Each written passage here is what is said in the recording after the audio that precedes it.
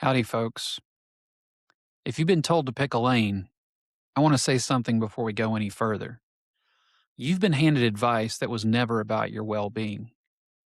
It was about somebody else's filing system, their org chart, their landing page, their ability to summarize you on a LinkedIn headline so they don't have to think about you for too long.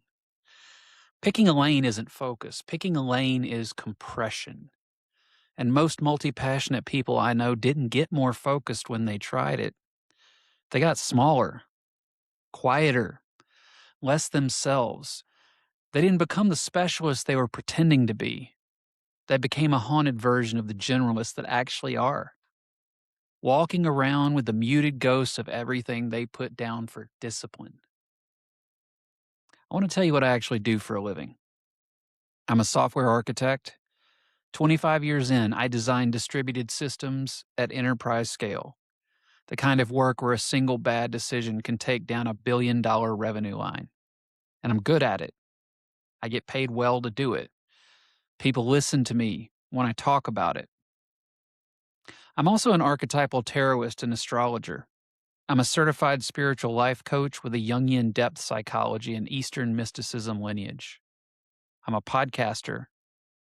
I write a Substack called Feral Architecture about, among other things, why most people angry about AI are actually encountering their shadow.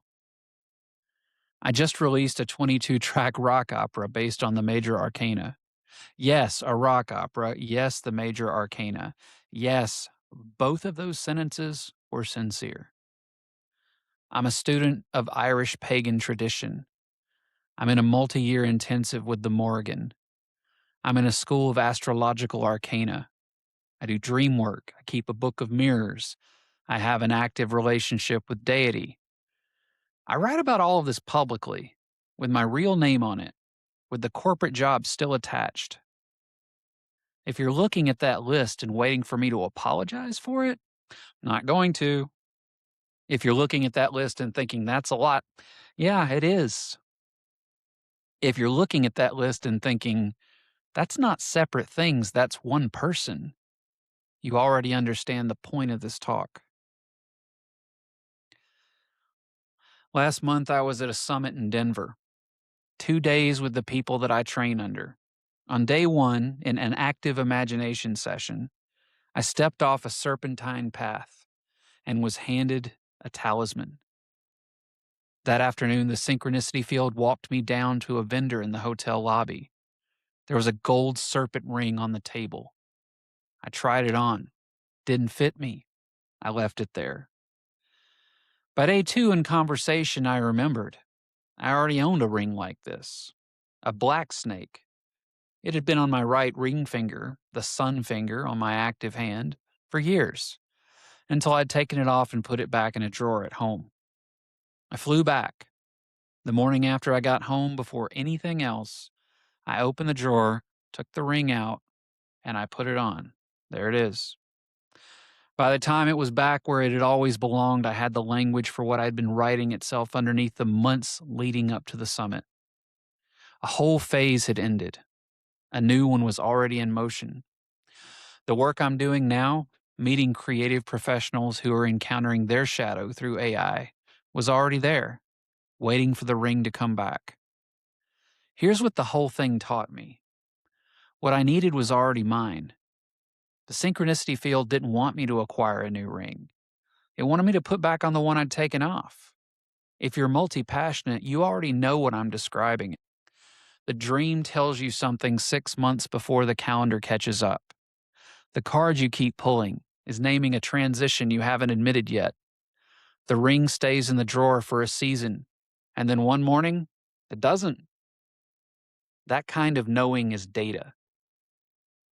Here's what I learned going through it. The problem was never that I had too many interests.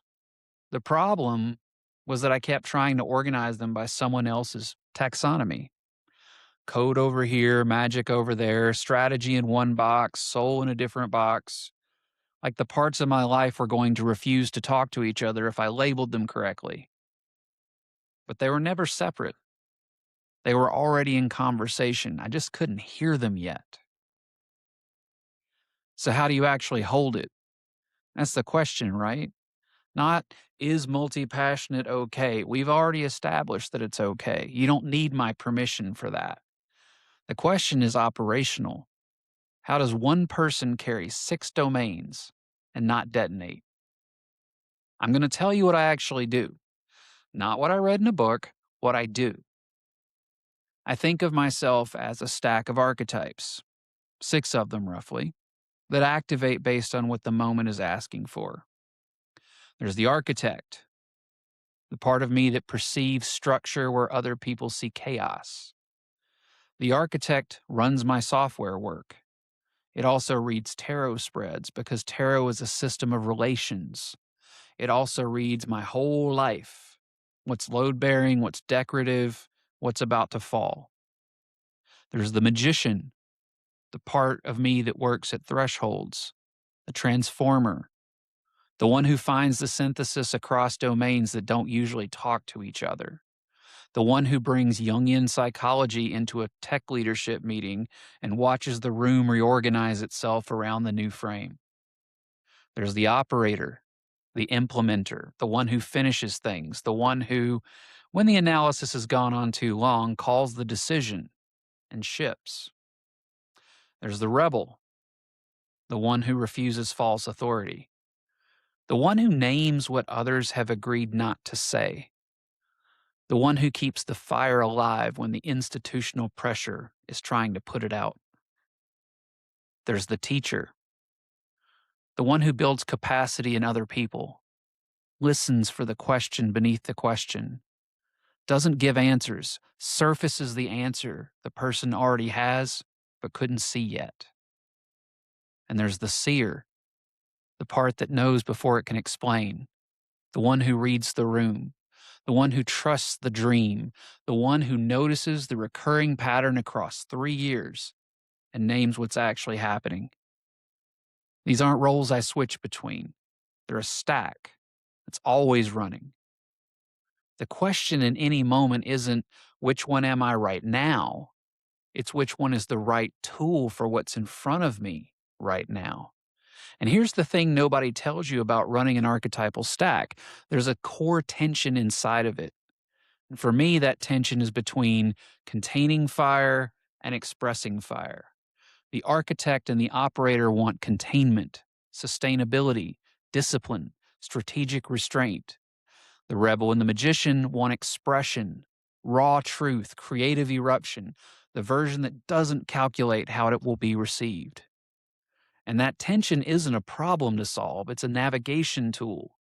When I'm too contained for too long, the writing goes dead. The work gets safe, the meetings get well managed, and the actual problem doesn't get named. When I'm too expressed for too long, the truth lands, but the relationship doesn't survive it. The insight is real, but the timing destroys the possibility of it being heard. The skill isn't picking a side.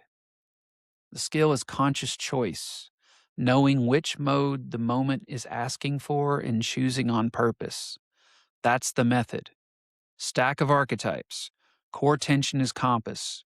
Conscious choice between containment and expression based on what the moment requires. Now, let me tell you what does not work about this, because I'm not going to sell you a frame that doesn't have failure modes. I'm autistic and ADHD. My executive function is asymmetric. Some days I have access to the full stack. Some days I'm operating with 1 or 2 archetypes and the rest are unreachable. The operating model has to be built for variable capacity, not for the ideal case. On good brain days, I reach for leverage and depth. On bad brain days, I reach for small, concrete steps. The system adapts. It does not shame, nag, or assume linear performance. If your version of multi-passionate looks like that, if you have a brain that doesn't run on a consistent baseline, the standard productivity advice will actively hurt you. You will burn out trying to hold it in the way neurotypical people hold it. And that's not your fault. That's a design mismatch. All right, the practical part. Here's the thing you can actually take and use. I want to give you the framework I call the inner spine. Here's the premise. Your scattered interests are not actually scattered. They are connected by an underlying spine. The deeper themes, values, archetypal patterns, and operating preferences that show up across every single one of them. The interests are surface expressions. The spine is the structural truth. If you can identify your spine, three things become possible. One, you stop apologizing for the diversity because you can name what's coherent underneath it. Two, you can move between expressions without losing the thread. Switching from writing to coding to coaching to ritual work doesn't fragment you because they're all expressions of the same spine. Three, you can answer, "What do you do?" without flinching because the answer is not a list. The answer is the spine. So, how do you find it? I'll give you 4 diagnostic moves. And these are also in the workbook that you can grab as your free gift, but I want you to try them right now while you're listening. Move number 1, name the activities, not the labels. Forget your job title. Forget how you describe yourself on Instagram. List the actual things that you do, the verbs, writing, reading, listening, building, diagnosing, translating, performing, researching. Whatever they are, the verbs are closer to the spine than the nouns are. Move 2. Ask what each activity is metabolizing. Every activity you keep doing is processing something for you. Coding is processing complexity. Tarot is processing the unconscious. Coaching is processing other people's questions into clearer versions of themselves. Writing is processing experience into shareable form. What is each of your activities actually metabolizing? You'll start to see what overlaps. Move 3. Look for the recurring word. There's always a word, sometimes two, that shows up in how you describe your favorite work across every domain. For me, the word is coherence. I'm always looking for coherence in code architecture, in coaching conversations, in creative work, and how an organization makes decisions. The word changes per person. Yours might be liberation or accuracy or play or repair. Find the recurring word, and that word is naming your spine. Move number 4. Write the sentence that scares you a little bit. Multi-passionate people often have a sentence about themselves that they almost say but don't because it would commit them to too much. The sentence that names the spine usually lives in that drawer. Write the sentence. You don't have to publish it. You just need to know what it says. If you do those 4 moves, you'll have a draft of your spine. It won't be perfect. It will evolve. But you'll have something concrete that you can refer back to. And the next time someone tells you to pick a lane, you'll know exactly what the lane already is. Now, here's the thing I wish someone had told me earlier. Integration is not synthesis. You do not become one thing. You become the spine that connects many things. Picking a lane was never the right metaphor. You aren't a car. You're a body. The lane metaphor wants you flat, narrow, going in one direction. Bodies don't work that way. Bodies have spines. The spine is what holds everything together, but it doesn't make the body uniform. The body has hands that do one thing and feet that do another, and eyes and ribs and a heart, and none of them are doing the same job. And they're all connected to one spine. That's how a multi-passionate life works. Many expressions, one spine. The expressions are not the problem. The expressions are the body of work. If you've been carrying shame about being scattered, put it down. It was never true. You weren't scattered, you were uncatalogued. If you've been waiting to figure out what your real thing is, stop waiting. Your real thing is the spine. You've been doing it the whole time. You just hadn't named it yet. If you've been making yourself smaller to fit someone else's filing system, come back. The filing system is not real. The fire is real. The fire is the point. One more thing before I let you go. You don't owe anyone a clean explanation of your life. You don't have to make yourself legible to people who never wanted to understand you in the first place. The legibility was never going to land.